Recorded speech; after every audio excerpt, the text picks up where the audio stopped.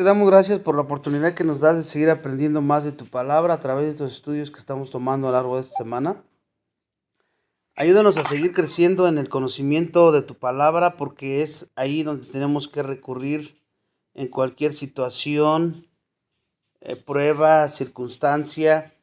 A veces tú eres misericordioso y nos avisas con tiempo lo que va a ocurrir, de acuerdo a nuestra salud o en algunas circunstancias, pero hay veces que pues ni siquiera lo haces y pues nosotros tenemos que confiar siempre para que no nos agarre desaprevenido nada, sabiendo que es tu voluntad y tu soberanía, tú tienes todo bajo control, y de esta manera nosotros seamos fortalecidos en tu poder, en tu gracia inmerecida y a través de tu palabra. Ponemos en tus manos este estudio que vamos a ver el día de hoy. Ayúdanos a entender cómo orar cada vez mejor de una forma bíblica para que nuestras oraciones se asemejen más a las tuyas, conforme están escritas ahí en tu palabra. Dejemos de ser cada vez, desapegarnos más de la tierra, de nuestros amores que tenemos aquí, y enfocarnos más en nuestro amor allá en el reino de los cielos. Te pedimos todo esto en Cristo Jesús. Amén. Bueno, entonces les dije que vamos a ver 6 características que te ayudarán a orar bíblicamente. Pero antes de empezar a dar la primera, quiero empezar haciéndote unas preguntas. ¿Tú cómo te acercas a Dios cuando vas a orar? ¿Esperando una respuesta favorable, de acuerdo a tu voluntad, de acuerdo a lo que tú quieres? ¿Lo haces con fe realmente o dudas? Como que vas y pides y tú sigues en la incertidumbre. ¿Dependes de Dios para el resultado y eso te lleva a descansar realmente en su soberanía? ¿O dependes de que el resultado sea favorable para ti y si no, no descansas, ¿no? ¿Le das gracias a Dios aunque las circunstancias no cambien? Y aunque veas que no cambiaron, ¿reconoces la misericordia de Dios en cualquier circunstancia que sea favorable o no favorable humanamente hablando? ¿Le alabas a Dios y te sometes a los resultados según su voluntad, pese a que no fueron lo que tú esperabas? Quiero que medites sobre estas preguntas.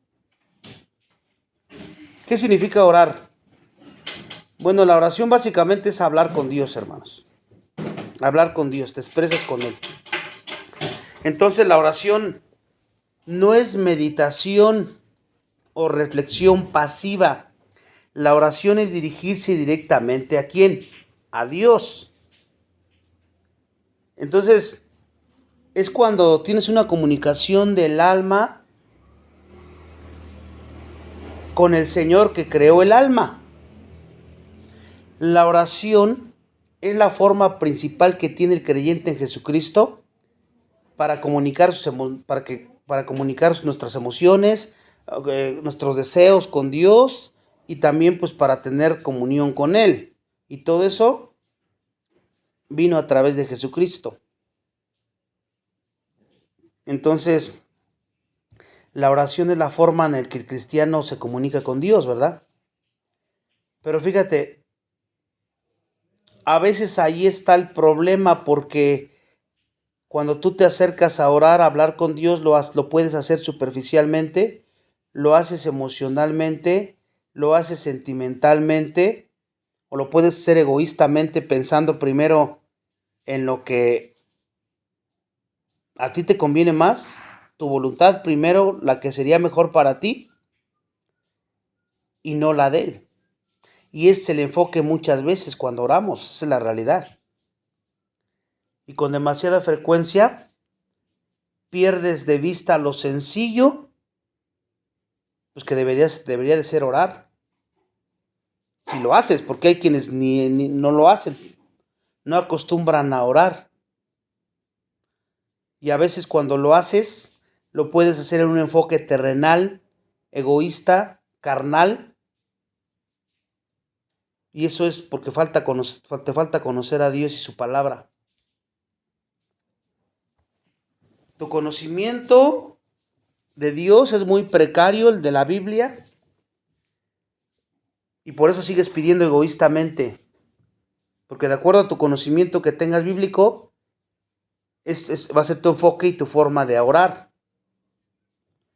La Biblia contiene muchos ejemplos de oración y también de exhortaciones que tenemos que orar, ¿verdad? Hoy vamos a ver en Jonás capítulo 2. Jonás capítulo 2. 6 características que te ayudarán a orar bíblicamente. Pero antes de entrar a la primera característica, quiero que veamos un poquito el contexto de Jonás. Jonás, el autor de ese libro es Jonás. Fue escrito en el año 793 o el 758 antes de Cristo aproximadamente. ¿Cuál es el tema principal de Jonás? Desobediencia y avivamiento. Son los temas centrales de todo el libro de Jonás. Desobediencia y avivamiento. ¿Se acuerdan que Dios le manda a predicar a Nínive y él en su rebeldía decide irse hacia el otro lado? No quería ir a Nínive y después resulta que se sube a un barco, empieza a haber una turbulencia ahí. El chiste es que al final él dice que él es el culpable y que lo avienten al mar, ¿no? Lo avientan al mar y se lo come una ballena, ¿verdad? Y fíjense, la experiencia de Jonás en el vientre de la ballena le da la oportunidad única de buscar una liberación única. Mientras obviamente él se arrepiente durante ese retiro igualmente único. ¿Cuál retiro? Pues estar dentro de la ballena. Su desobediencia inicial conduce no solo a su avivamiento personal, y no solamente al de él, sino al de los Nínive. O sea, Dios va a obrar en su desobediencia para bien. Eso lo vamos a ver ahorita. Muchos clasifican el avivamiento de Jonás que trajo a Nínive como uno de los mayores esfuerzos evangelísticos en todos los tiempos. Porque él fue, después que ya va, aunque sea de mala gana, como fue, sea va a predicar, pues resulta que Nínive, esa generación, se arrepiente. Ahora hay que recordar que Israel estaba en una época de turbulencia política y religiosa.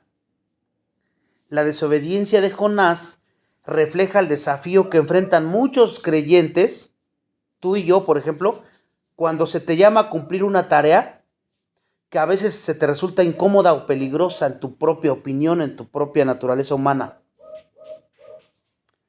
El temor y el orgullo de Jonás, ¿qué hicieron? Causaron que él huyera de Dios cuando él le dijo, ve a predicar a Nínive. Recuerden que Jonás era un profeta.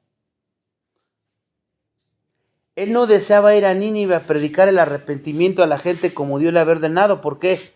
Porque sentía que ellos eran sus enemigos. Él estaba convencido de que Dios no llevara a cabo su amenaza de destruir la ciudad. Porque anteriormente Dios ya había prometido que iba a destruir esa ciudad.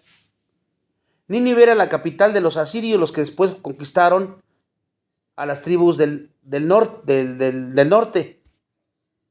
Por eso ellos lo veían como enemigos.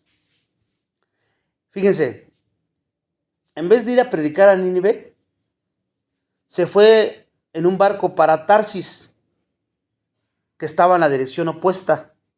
Tarsis era el pueblo donde vivía Pablo de Tarsis. Ajá. Y pronto se acuerdan que hubo una tormenta, y la tribulación echó suertes, y vieron que Jonás era el del problema, lo aventaron por la borda y se lo tragó el pez. Ese es el contexto del capítulo 1, porque vamos a entrar al capítulo 2. Y ahí vamos a ver el primer punto. La oración es un acto de fe. La oración es un acto de fe. Jonás 2, versículo 1. Fíjense lo que dice ahí. Entonces, ya Jonás estaba dentro del pez. Jonás oró a Jehová desde el vientre del pez. ¿Por qué este punto se llama la oración es un acto de fe? Porque aquí vemos que Jonás, a pesar de que estaba dentro del vientre del pez y a pesar de su desobediencia, aún reconoce a Dios como su Salvador. En medio de esta situación, pues él estaba vivo, no se murió, se lo tragó el pez, él seguía vivo ahí. Y entonces él empieza a orar a pesar de su desobediencia. Él volteó a mirar a Dios. ¿Se acuerdan del hijo pródigo? Allí en Lucas 15:18. Lucas 15:18, que también pide que le den su herencia antes de tiempo y después se va, come con los cerdos y después vuelve en sí, se arrepiente y regresa a su padre. Y eso también nos muestra que aún en el mejor hombre piadoso que tú puedas conocer, tú mismo, yo mismo quisiera que sea, podemos pecar, hermanos, de esta manera. Puede ser desobediente a Dios. ¿Cuál es la diferencia de un creyente y un incrédulo? Que tú te vas a arrepentir de tu pecado y vas a regresar a Dios, si eres creyente. Y esto hace la diferencia. La fe es lo que hace la diferencia. Jonás oró dentro del pez, lo cual muestra que cualquier lugar es válido para que tú ores y te arrepientas o clames a Dios.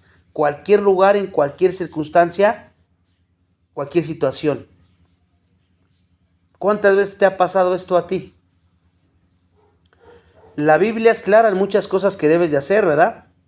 Te dice tienes que ser de eso, tienes que portarte de esta manera, etc. Pero a pesar de que la Biblia te lo dice y te lo dice, tú no obedeces. Y luego vienen las consecuencias y entonces sí empiezas a orar mucho más que antes, ¿no? Pero la pregunta sería, ¿cómo lo pides? ¿Con humildad, con arrepentimiento? Fíjate lo que dice Santiago 1:6. Santiago 1:6 dice, pero pidan con fe, no dudando nada, porque el que duda es semejante a la onda del mar, que es arrastrada por el viento y echada de una parte a otra. Quiero detenerme un poquito en este verso de Santiago 1:6. Ahí dice, pero pida con fe. O sea que tu petición de sabiduría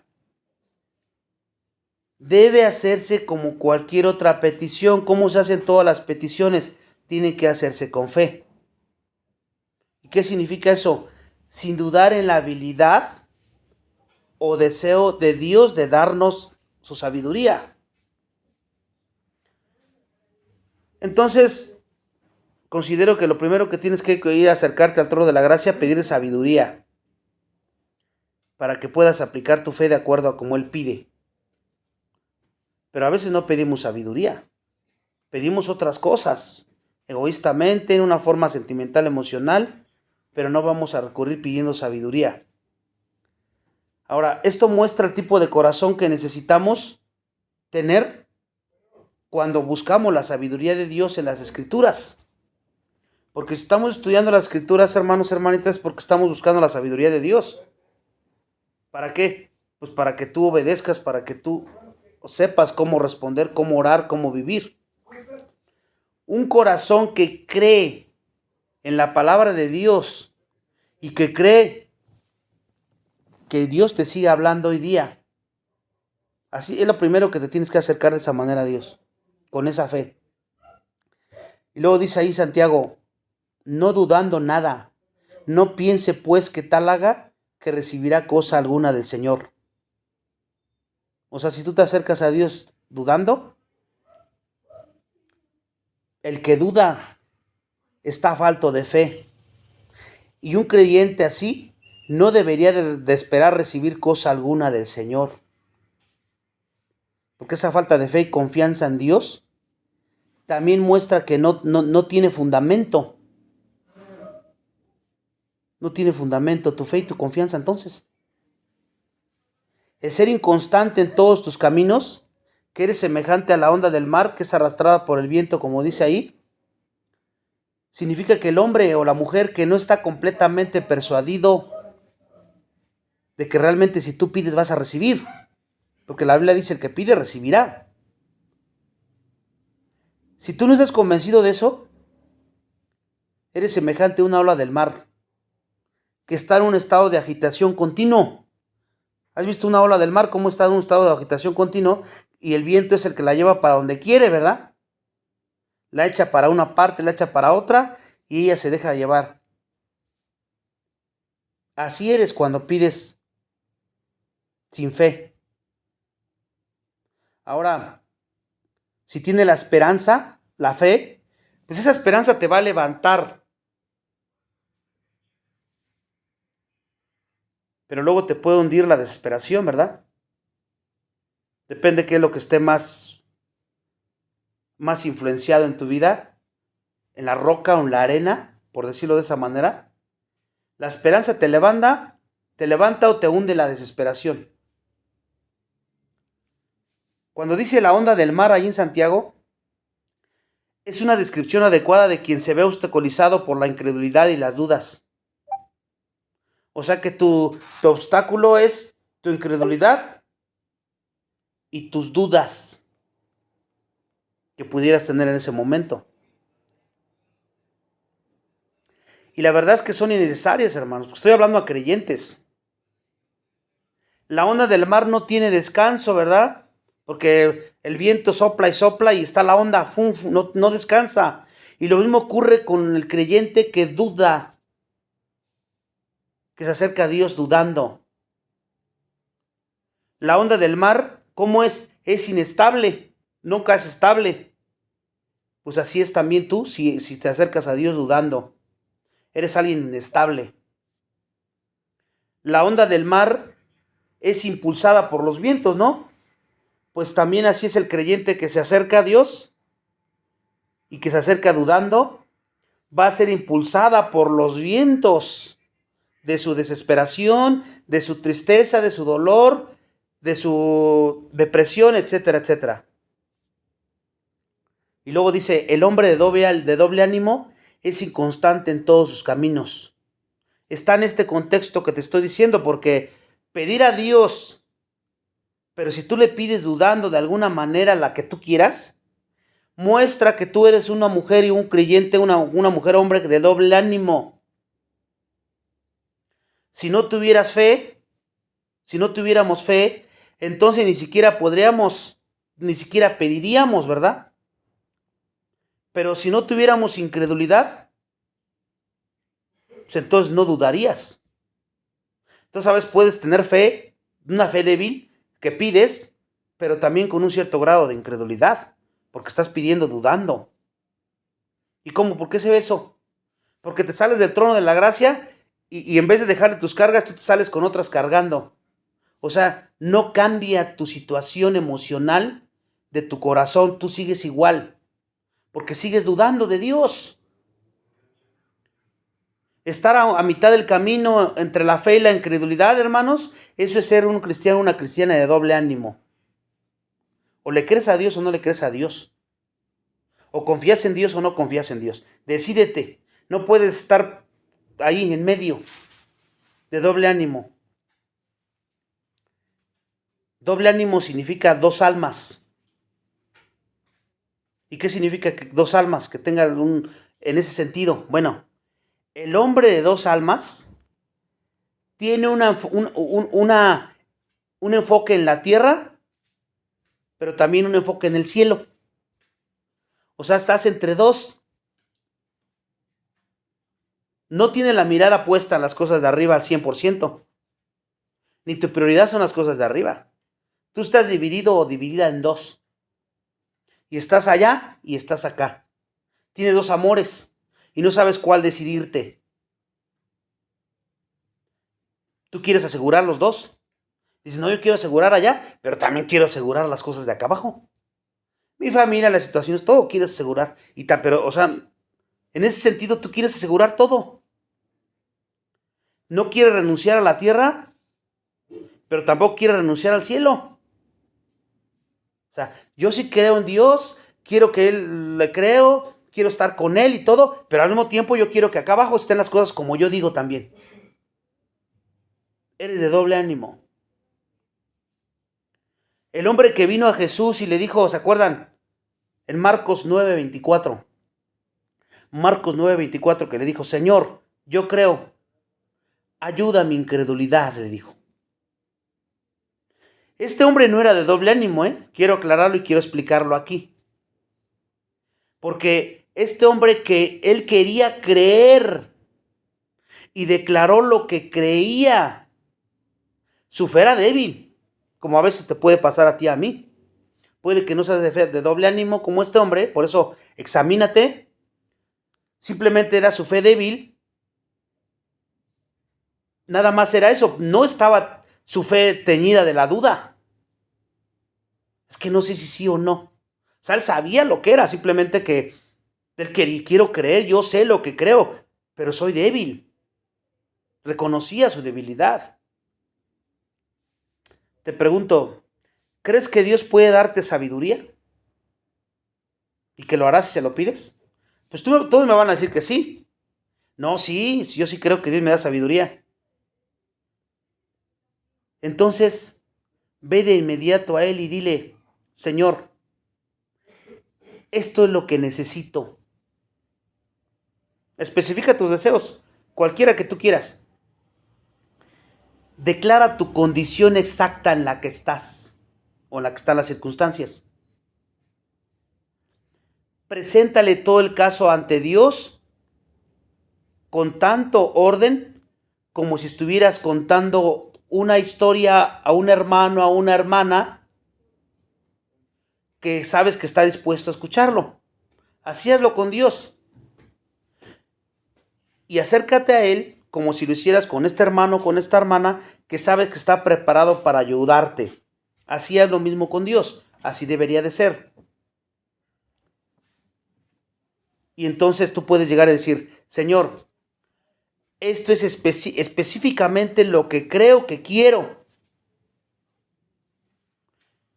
Y te pido esto, pues creo que tú puedes dármelo, ¿verdad? Pero te quedas ahí nada más. Pero no se haga mi voluntad, sino la tuya. Porque puede que esto que yo estoy pidiendo y que yo creo que necesito, humanamente hablando, no sea lo que realmente yo debo de pedir, o yo necesito, o las personas necesitan. Estás reconociendo que eres ineficiente para orar y vas a Él diciéndole, en mi percepción humana, finita, débil, esto es lo que yo quisiera, pero que no sea mi voluntad, sino la tuya. Entonces tienes que empezar a orar con fe. Porque si no, entonces eres un cristiano o una cristiana de doble ánimo. Ese es el primer punto, hermanos. El segundo punto, la primera ya vimos, la oración debe ser por fe. Segundo punto, la oración reconoce la necesidad de ayuda divina. La oración reconoce la necesidad de ayuda divina. Ya que estamos examinando para ver que estemos pidiendo así, estemos viviendo así. Y si no, hay que ver que hay que corregir. La oración reconoce la necesidad de ayuda divina. Dice versículo 2. Y dijo, invoqué en mi angustia a Jehová, y Él me oyó. Desde el seno del Seol clamé, y mi voz oíste. Estamos viendo Jonás capítulo 2. Y estamos en el versículo 2. Fíjense, aquí la angustia llevó a Jonás a clamar a Dios, señalando la importancia de reconocer la necesidad de ayuda divina, ¿no? Jonás tuvo que estar en esta situación, hermanos. ¿Por qué Dios lo metió, lo dejó, lo aventó y sobrenaturalmente se lo tragó el pez y no le pasó nada y ahí estaba vivo dentro del pez? Porque él tenía que estar ahí para que él clamara a Dios. Hermanos, cuando Dios te lleva a una situación tremenda, Dios te está llevando ahí. Dios tiene el control y te está llevando en esa situación a esas personas, a todo lo que está ocurriendo a tu alrededor, por un propósito, para que clamen a Dios. Aquí Dios llevó a Jonás a este punto que había hecho antes Jonás. Había desobedecido a Dios, porque le dijo, ve a predicar a Nínive, y él dijo, yo no me voy para el otro lado. Había sido rebelde por no querer escuchar la palabra de Dios. ¿Cuántas veces has sido rebelde por no querer escuchar la palabra de Dios? Y Dios tiene que llevarte a situaciones, circunstancias, para que entiendas y para que empieces a clamar a Él con fe. Porque eso hace que tu fe crezca y madure. Aquí vemos, Jonás sabía que Dios lo oía, reconociendo su omnisciencia de Dios. Aquí la palabra Seol significa el mundo invisible. Porque dice que él invocó en su angustia y lo oyó. ¿En cuál angustia? La que Dios lo llevó ahí, desde el seno del Seol. Y les digo que el Seol en el mundo invisible, donde el Antiguo Testamento lo menciona como un lugar donde están los muertos conscientes. ¿Te acuerdas de la parábola de Lázaro y el rico? En ese sentido, el Seol. Estaban conscientes ellos allá. Así lo ve el Antiguo Testamento. Y fíjense, y lo compara aquí, Jonás lo compara al Seol con estar dentro del pez. Porque pareciera que estaba muerto dentro del pez, pero estaba consciente. ¿Te ha pasado esto a ti? Te pregunto ahora. Que nuevamente tú escuchas una y otra vez cómo debes de actuar, cómo debes de responder, cómo debes de vivir, cómo debes de acercarte a Dios con humildad, reconociendo tu necesidad de Él. Si lloras, llora, lo que tú quieras. Y qué debes de hacer y no debes de hacer en muchas cosas de tu vida. Pero siempre encuentras algún principio que te pueda ayudar. ¿Y qué haces? No, eso no me gusta. No, eso no lo voy a hacer. Y buscas encontrar en la Biblia algo que te acomode o que respalde tu mal proceder. Y si estás pidiendo consejería donde te están diciendo lo que dice la Biblia, a veces puedes buscar a otra persona para que te diga lo que tú quieres escuchar y luego vienen las consecuencias y sigues sin entender y entonces andas clamando a Dios que te saque de lo que precisamente quería evitarte, pero tú no escuchaste, no entendiste y por eso Él permitió que entraras en esa situación, en esa circunstancia, para que te dieras cuenta de tu rebeldía y para que aprendieras a obedecer. Estamos viendo el ejemplo de Jonás. Gracias a Dios, aún nuestro pecado, en su misericordia Él lo encamina bien. Y aún el de los demás. Como estamos viendo aquí, ¿verdad? Otras veces te puedes dar cuenta y dices, tenía razón Dios, ¿por qué no obedecí? ¿Por qué no entendí? ¿Por qué no escuché? Dios quiere evitarte estos malos ratos, pero por eso nos dejó las Escrituras para guiarte. ¿Te acuerdas lo que dice 2 de Timoteo 3:16? 2 de Timoteo 3:16 dice, toda la Escritura es inspirada por Dios y útil para enseñar, para redarguir, para corregir, para instruir en justicia. Entonces, ¿para qué crees que está hecha la Biblia? ¿Para qué la estudias? ¿Para qué la aprendes? Pero fíjate, tú debes reconocer su ayuda no solo cuando estés pasando situaciones difíciles, porque a veces pueden ser pruebas, y que igual en su soberanía Dios permite para un propósito divino. Lo debes de buscar y reconocer su ayuda en todo tiempo y en todo momento. Romanos 8:28 dice, Romanos 8:28, sabemos que los que aman a Dios, todas las cosas cooperan para bien. Entonces, humanamente hablando, en todo tiempo debes de reconocer que tú necesitas la ayuda de Dios. y que los demás necesitan la ayuda de Dios. No nada más cuando estén pasando situaciones difíciles, porque lo triste es que nada más cuando vemos que están pasando cosas, ahí estamos clame y clame por ellos. Y cuando todo está bien, ni siquiera nos acordamos. A veces no sé si te ha pasado. Debe de ser en todo tiempo. Y si te examinas y reconoces que fue consecuencia de tu pecado, pues arrepiéntete como lo hizo David. ¿Se acuerdan Salmo 51:4? Contra ti, solo contra ti he pecado. Salmo 51:4. Y no te canses de orar conforme a su voluntad todo el tiempo, hermanos. Tesalonicenses manda que oremos sin cesar. Tenemos que orar sin cesar. La oración es un recurso poderoso en las dificultades, pero también cuando esté la paz. Porque la oración revela un corazón arrepentido que busca redención. Y la pregunta sería, ¿reconoces tu necesidad de ayuda todo el tiempo? ¿O solo cuando las cosas están mal? ¿Y realmente lo reflejas en tus oraciones o solo cuando estás en dificultades? Ese sería el punto número 2. Llegamos al punto número 3. La oración es un clamor hacia Dios. Versículo 3:5, fíjese lo que dice. Me echaste a lo profundo en medio de los mares y me rodeó la corriente. Todas tus ondas y tus olas pasaron sobre mí. Aquí Jonás reconoce que Dios está obrando en cada situación de lo que le estaba pasando. Él está obrando en todo. Jonás está reconociendo que Dios es la fuente de lo que le está ocurriendo. No es que estuviera en el pez por la simple casualidad.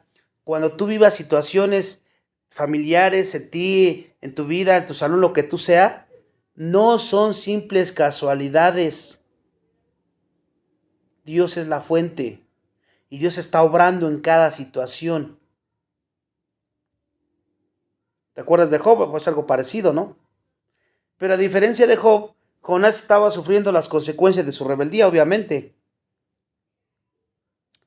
Versículo 4. Entonces dije, desechado soy de delante de tus ojos, de tu mirada favorable. Pues esto fue algo que él merecía por haber pretendido huir de la presencia del Señor, ¿no? Y escucha, ¿estaba en la presencia de Dios? Esto es importante y quiero aclararlo para que me entiendan un poquito. Fíjense, Jonás estaba en la presencia de Dios, ¿verdad? Al principio cuando él le dijo que fuera a predicar a Nínive.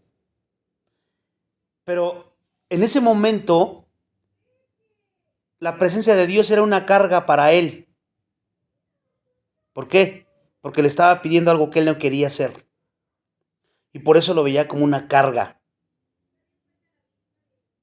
¿Y qué quiso hacer? Quiso escapar de la presencia de Dios. Aquí ya había logrado su deseo, pues era lo que quería, ¿no? Irse de la presencia de Dios. Entonces aquí vemos que está corroborando en su propia vida él, como a veces te puede pasar a ti y a mí, cuando, es una carga, porque a veces muchas personas ven la santidad como la prohibición de todo. Me van a prohibir esto, y no ven la santidad como estar en la presencia de Dios y por eso huyen. Aquí Jonás hizo algo parecido, pero está corroborando que ser privado de la presencia del Señor es la más amarga experiencia que él podía tener. Jonás le había dado la espalda a Dios y Dios le dio la espalda, por así decirlo, haciendo que su pecado fuera su propio castigo. ¿Se dan cuenta? ¿Y esto te suena algo familiar? ¿Cuántas veces sientes que la santidad es una carga para ti, hermano, hermana? Porque la santidad es estar en la presencia de Dios, como dije anteriormente. El pecado, de cierta manera, te aleja. Y cuando tú pecas es que ya estás harto de la santidad y entonces tú ya no quieres estar en la presencia de Dios. ¿Y qué pasa? Viene la culpa, vienen las consecuencias y te pasa lo mismo que Jonás. ¿Te das cuenta? que era infinitamente mejor estar en su presencia en santidad que estar alejado de él por el pecado. Pero fíjense, sigue diciendo el texto, mas aún veré tu santo templo, sigue diciendo Jonás. Esto es muy interesante porque en la confianza de la fe, a pesar de todo, Jonás anticipa ver un templo que con el tiempo sería designado para la adoración provisionalmente, como fue más adelante, y como alguien dijo, parafraseando este texto, aunque estoy echado de tu vista por mi rebeldía, aún con los ojos de la fe, una vez más miraré en oración hacia tu templo de Jerusalén, a donde como un trono terrenal tú has deseado que tus adoradores dirijan sus oraciones, porque así fue en un tiempo allá. Él reconocía la situación en la que estaba, pero la fe hizo la diferencia. Vuelve a Dios y clama a Dios, como lo estamos viendo. Luego dice, las aguas me rodearon hasta el alma, rodeóme el abismo, el alga se enredó en mi cabeza, dice. Esto significa que Jonás sentía que se moría, como si las algas se le envolvieran en su cabeza por las cuales fue arrastrado. Y te pregunto, ¿no te has sentido así por causa del pecado? ¿O de alguna angustia o desesperación que has sentido en tu vida? Y tal vez rebeldía, estás sufriendo las consecuencias de tu pecado o por no creerle a Dios, por no confiar en Dios directa o indirectamente. Jonás describe su experiencia de estar sumergido en aguas profundas, señalando sus pensamientos sobre la muerte. Lo que dice, un completo entorno y angustia, así se sentía él. Parecido a lo que vimos en Salmo 6 con David, ¿se acuerdan? Aquí simboliza la profundidad de la desesperación en la que estaba Jonás dentro del pez. Al usar descripciones vívidas, destaca la gravedad de su situación y su profundo clamor hacia Dios. Fíjate lo que dice Salmos 32, 3, 5. Salmos 32, 3, 5 dice, ¿se acuerdan? A David, mientras callé, se envejecieron mis huesos en mi gemir todo el día, porque de día y de noche se agravó sobre mí tu mano, se volvió mi verdor en sequedad en verano. Mi pecado te declaré y no encubrí mi iniquidad, dije, confesaré mis transgresiones a Jehová, y tú perdonaste la maldad de mi pecado. No esperes hasta estar en este punto, hermanos. Por favor, no esperes hasta estar en este punto. Obedece y sométete a Dios y haz lo que manda conforme su palabra. Porque te digo una cosa, tú no te vas a poder salir con la tuya. Va a venir la disciplina de Dios. Hebreos 12:6 lo menciona. Dios al que ama disciplina. Y no estoy hablando únicamente de pecados, de orgullo y de soberbia, de un pecado grande, de incredulidad, de falta de fe, que fue ese primer punto que empezamos a ver. No esperes a estar en este punto y sientas lo que es la muerte en vida. Como David cuando decía, devuélveme el gozo de tu salvación, ¿se acuerdan? Porque no pides la salvación por tu pecado, pero ¿sabes qué sí vas a perder? El gozo. ¿Clamas a Dios de esta manera todo el tiempo o solo cuando estás en problemas? Nuevamente te pregunto. Llegamos al punto número 4. La oración reconoce las misericordias de Dios. La oración reconoce las misericordias de Dios. Versículo 6. Descendí a los cimientos de los montes, dice. Aquí habla de las extremidades donde terminan en las ocultas profundidades del mar. Dice, la tierra echó sus cerrojos sobre mí para siempre. ¿Qué está diciendo Jonás aquí? Jonás sentía que la tierra estaba cerrada contra él. Cuando dice para siempre, reconoce que él no puede hacer nada para librarse de esa situación en la que está. Y luego dice, mas tú sacaste mi vida de la sepultura, oh Jehová, Dios mío. Aquí Jonás expresa la falta de esperanza de su condición, porque en la condición en la que estaba ya no había esperanza. ¿Cuántas veces te has encontrado en situaciones así alrededor tuyo en tu vida, donde tu esperanza ya está muerta? Pero fíjate, al mismo tiempo expresa Jonás aquí su esperanza de ser librada por los infinitos recursos de su Creador. Y muchas veces te puede pasar eso a ti. Ya no tienes esperanza humanamente hablando. ¿Y qué te queda? Pues la esperanza del Señor. Aférrate a la esperanza gloriosa, apelar a la misericordia de Dios, a sus recursos infinitos. Y entonces Dios te llevó allí para que aprendas a confiar y descansar en su poder, en su esperanza de Él. Cuando los resultados, las circunstancias, en las personas, en ti mismo, ya no tienes esperanza, ¿qué haces? ¿Se acuerdan de Romanos 4:18? Romanos 4:18, fíjate lo que dice. Hablando de Abraham, él creyó en esperanza contra esperanza. ¿Qué significa eso? La esperanza de él, de la promesa del hijo, ya estaban grandes.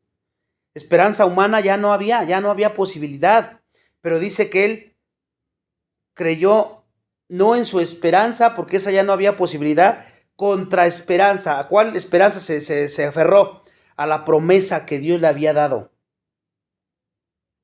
para que él fuera padre de muchas gentes, conforme a lo que Dios le había dicho. ¿Te dan cuenta? Si te aferras a tu esperanza, estás perdido, estás perdida. Tienes que aferrar a las promesas de Dios. Isaías 38:17. Isaías 38:17 dice, he aquí, amargura grande me sobrevino en la paz, mas a ti agradó librar mi vida del hoyo de corrupción, porque echaste tras tus espaldas todos mis pecados. Isaías también estuvo en un momento de depresión, pero la llevó a Dios, a Cristo. Esta es la misericordia de Dios que siempre debes reconocer, aunque tus circunstancias no cambien o las circunstancias a tu alrededor que tú anhelas que cambien no cambien, porque saber que Él ya te sacó del hoyo de la desesperación en el momento que te salvó, en el hoyo en el que estabas con tus pecados, muerto en ellos, y que no tenía ninguna esperanza, ¿verdad? Él vio la necesidad desde el pecado de Adán y Eva y mostró su misericordia, resolvió el problema más grande que el hombre pudo enfrentar, el pecado. ¿Y cómo? A través de su Hijo. Y es triste que a veces, en vez de orar agradeciendo por la misericordia que ya hizo y que tuvo contigo, seguimos preocupados por las cosas, las circunstancias, y no te pones a pensar que Él te metió ahí o metió a las personas ahí para que entiendas o entiendan cuáles deben ser sus prioridades y cuál debe ser su enfoque correcto. Para que dejes tu esperanza al lado y solo te quedes con la de Él, como les estoy diciendo aquí. O sea, Dios está obrando. La vida y la muerte viene de Dios, hermanos, ¿o no? La vida y la muerte viene de Dios, pero este versículo se puede ver como un símbolo de resurrección espiritual aquí. Apunta a la misericordia que Dios ofrece. Si Él permite la vida, si Él permite la muerte, es mostrando Dios su misericordia. Incluso en los puntos más bajos de nuestras peores debilidades. Con este enfoque entonces debes de orar en el trono de la gracia. No se trata de tu voluntad, sino la de Él. No se trata de lo que yo quiero, lo que yo anhelo, sino lo que Él quiere, Él anhela por sobre encima de lo que yo quisiera que ocurriera. Su voluntad, su sabiduría es infinitamente mayor que la mía. ¿Reconoce la misericordia de Dios entonces en todos los aspectos cuando oras? ¿O solamente cuando responde a tu favor? Y vamos al punto número 5. La oración alaba a Dios. La oración alaba a Dios. Versículo 7-9 dice: Cuando mi alma desfallecía en mí, me acordé de Jehová. Fíjense. Hermoso ejemplo de triunfo del Espíritu sobre la carne, ¿no crees? Por un tiempo, las dificultades pueden excluir tu esperanza, pero la fe revive, así como le pasó a Jonás, y se acordó de Dios, de que Él es un Dios de gracia. O sea, como dijimos anteriormente, no está mal que llores, no está mal que sufras en un momento, que te desesperes y que incluso llegues a preguntarle a Dios algunas cosas, humildemente hablando, pero que no te quedes en la carne, sino que vuelvas a Dios a través de la fe. Aún en las peores circunstancias, debes de recordar que Él te salvó del encierro en el que vivías antes de conocerlo, de este mundo de tinieblas en el cual vivías, y aún a pesar de las cosas que se pudieran empeorar, esto es lo único que debe de importar: la salvación tuya o la salvación de los demás. Alabado sea nuestro Dios misericordioso, como no hemos de alabarle con todo nuestro corazón. Y luego sigue diciendo el texto: y mi oración llegó hasta ti en tu santo templo. Jonás nuevamente reconocía su oración como ya oída. Escucha, cuando ores tú, reconoce que tu oración ya fue oída y alaba a Dios. Pelea contra tu carne en el poder de su Espíritu Santo y que tu fe pruebe la victoria, porque es la fe confiar en Dios, aunque humanamente todo sea imposible, y que la decisión que Dios decida, que Él decida tomar, déjale a Él los resultados. Recuerda que su sabiduría es infinitamente mejor que la tuya, y aunque no lo entiendas, Él es perfecto en todo lo que hace. Y cuando tú realmente vivas de esta manera, entenderás lo que dice Pablo en 2 de Corintios 12:9. 2 de Corintios 12:9. Cuando él pidió que el aguijón se lo quitaran, le dijeron: bástate mi gracia, porque mi poder se perfecciona en la debilidad.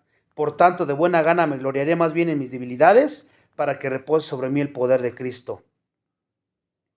Versículo 8. Los que siguen vanidades ilusorias, su misericordia abandonan. Aquí hablando de los que adoran o veneran ídolos que son impotentes para salvar. Es lo que dice al final, que algunos le piden a ídolos que no son impotentes para salvar o para escuchar a alguien. Pablo sabía perfectamente bien que la gracia de Dios sobrepasaba todo.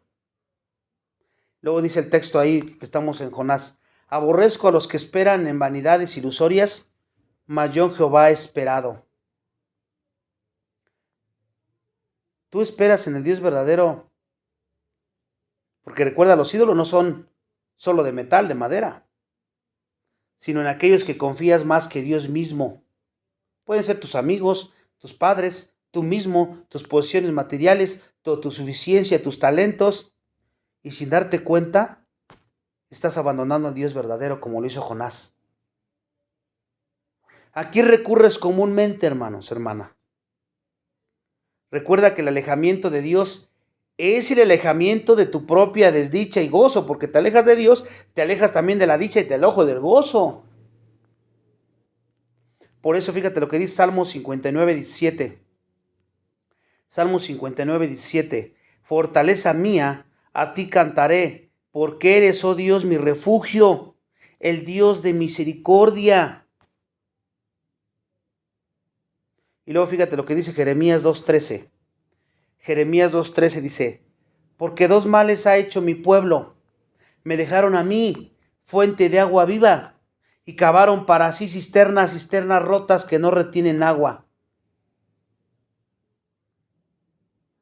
Cuando tú actúas de esta manera, con incredulidad, de doble ánimo, como estamos viendo, sin fe, aferrado a tu esperanza y no a la de Él, has abandonado al Dios verdadero también. Y por eso te encuentras en desesperación, en angustia, en falta de consuelo, en depresión, etcétera, etcétera. Jonás estaba en rebeldía, dormido, por así decirlo, pero ahora su oración es señal de vuelta hacia Dios. Porque fíjate lo que dice el versículo 9, sigue diciendo ahí: mas yo con voz de alabanza te ofreceré sacrificios. Aquí vemos que Jonás empieza a alabar a Dios, cambió su enfoque, reconoce que la victoria ya está ganada. Dios honra esa fe y vemos una señal de aflicción santificada, porque dice: pagaré lo que prometí. Jonás promete enmienda y agradecida obediencia a Dios. Aquí ya sufrió las consecuencias, ya probó en carne el abandonar a Dios en su pecado, y lo que demuestra un cambio de corazón aquí, mostrando el verdadero arrepentimiento, como lo dice Salmo 119, 67. Dice: antes que fuera yo humillado, descarriado andaba, mas ahora guardo tus palabras. Puedes andar en autosuficiencia, puedes andar en orgullo, puedes andar confiando en cualquier otra cosa menos en Dios. Lo muestras en tu comportamiento, en tus reacciones. Pero la diferencia es que si eres creyente y con fe, la fe te va a llevar al lugar donde tienes que estar. ¿Te ha pasado esto a ti? A veces, muchas veces, antes de ser humillado, andamos con autosuficiencia pensando que las podemos todas, nos olvidamos de la palabra, de la oración, y como Dios te reconoce perfectamente, te conoce perfectamente bien, pues tiene que intervenir para regresarte al camino, y así a todos tus familiares. Te humilla de tal manera que no te quede otra que decirle: perdóname, Señor, estaba equivocado, pequé contra ti, quise tener el control, pensé que era más sabio que tú. Perdóname y ayúdame de aquí en adelante a vivir, a confiar, a depender completamente de ti. Eso fue lo que hizo Jehová aquí, porque dice al final: la salvación es de Jehová, dice. Aquí termina reconociendo que la salvación es de Jehová, el que existe por sí mismo, el eterno.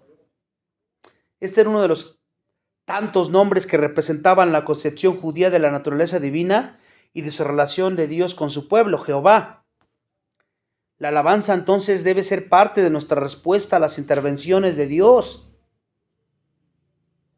Es un recordatorio de que todo lo que sucede debe llevarnos hacia agradecimiento y hacia adoración como primera instancia.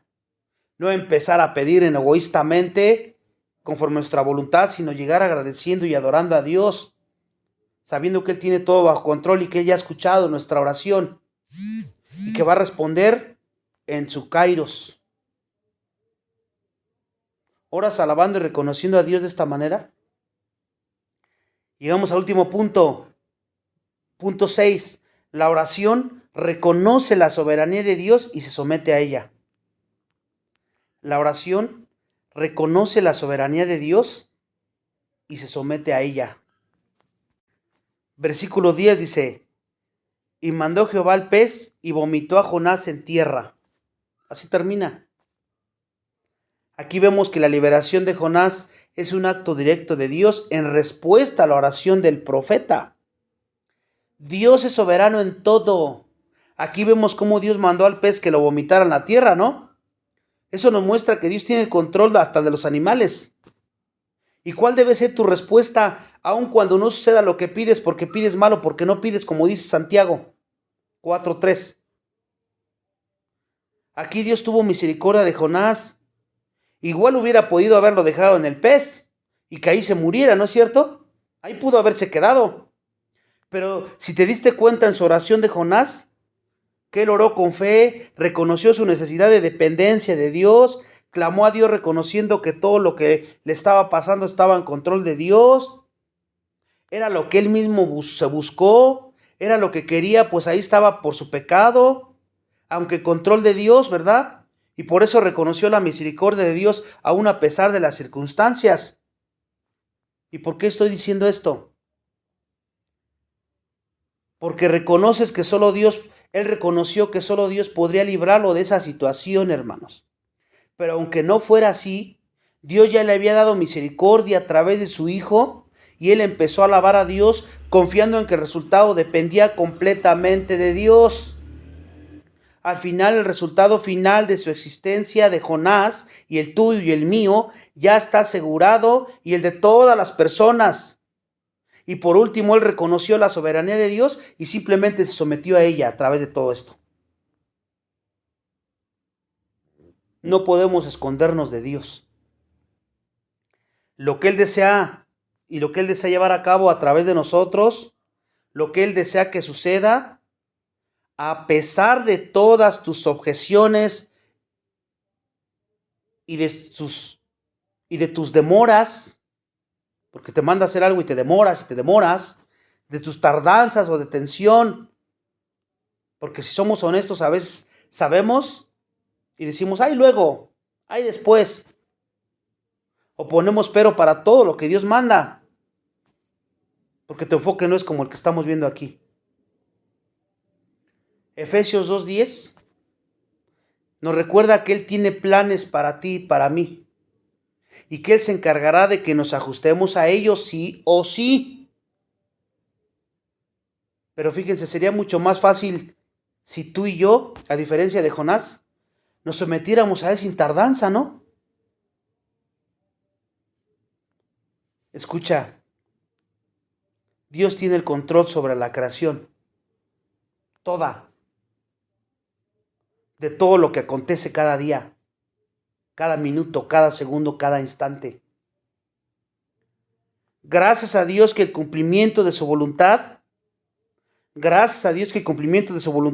no se ve limitado por nuestra desobediencia, porque si no, imagínense, o por la desobediencia de los demás, por la rebeldía o la incredulidad de nuestros familiares o los que sea. Que Dios quiera, y me anhelo de mi corazón, es que este estudio te lleve a reflexionar sobre tus propias vidas, tus propias decisiones y tu disposición para acudir a Dios en cualquier circunstancia.